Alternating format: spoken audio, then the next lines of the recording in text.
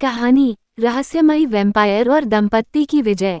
एक शांत और सुंदर गांव था जो चारों ओर से हरे भरे जंगलों से घिरा हुआ था।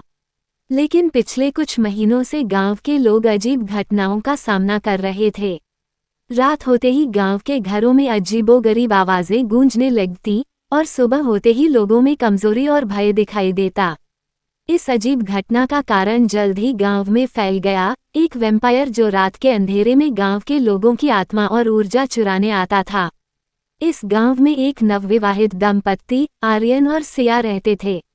दोनों ने हाल ही में अपना नया जीवन शुरू किया था, लेकिन गांव पर छाए इस खौफ के बादल ने उनके जीवन में भी बेचैनी भर दी थी। गांव के बुजुर्गों ने चेतावनी दी थी कि रात होते ही घरों के दरवाजे बंद कर लेने चाहिए, क्योंकि वैम्पायर की ताकत बढ़ती जा रही थी। आर्यन और सिया इस अजीब रहस्य को सुलझाने के लिए तैयार थे। दोनों ने मिलकर ठान लिया कि वे इस डर से भागने की बजाय इसका सामना करेंगे। सिया को अपनी दादी की एक पुरानी कहानी याद आई जिसमें एक जादुई दर्पण का जिक्र था।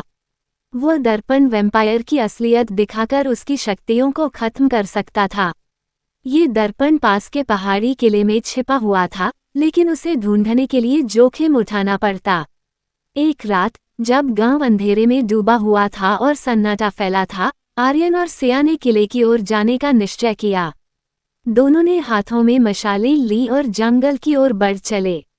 रास्ता मुश्किल था, चारों ओर से अजीब आवाजें आती रहीं, मानो कोई छाया उनके पीछे पीछे चल रही हो। सिया ने आर्यन का हाथ कसकर पकड़ा, लेकिन दोनों ने हिम्मत नहीं हारी। जंगल पार करने के बाद जब वे किले के पास पहुंचे तो एक बूढ़ा व्यक्ति उन्हें मिला। उसकी आंखों में गहराई और रहस्य था। वह बोला, बहुत से लोग इस किले में गए हैं, लेकिन कोई वापस नहीं आया। क्या तुम सच में तैयार हो इसका सामना करने के लिए?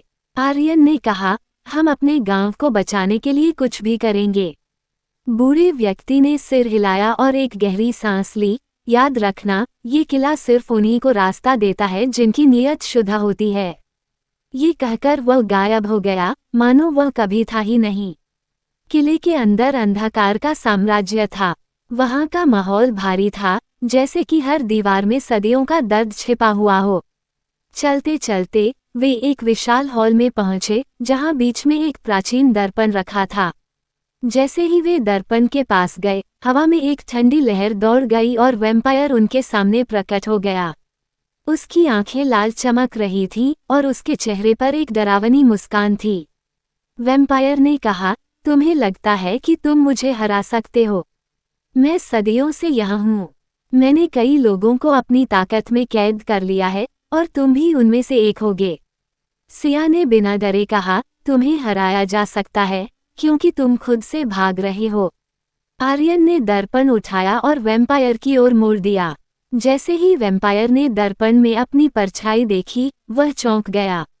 उसमें उसे वह इंसान दिखा जो कभी था, एक साधारण व्यक्ति जिसने अपने जीवन में नफरत और अकेलेपन को चुनकर खुद को वैम्पायर में बदल लिया था। वैम्पायर ने चिल्लाते हुए कहा, यह मैं नहीं हो सकता, मुझे यह मत दिखाओ। वैम्पायर की शक्तियां कमजोर पड़ने लगी और धीरे धीरे वह धुएं में बदलकर गायब हो गया। आर्यन और सिया ने एक दूसरे की ओर देखा और राहत की सांस ली।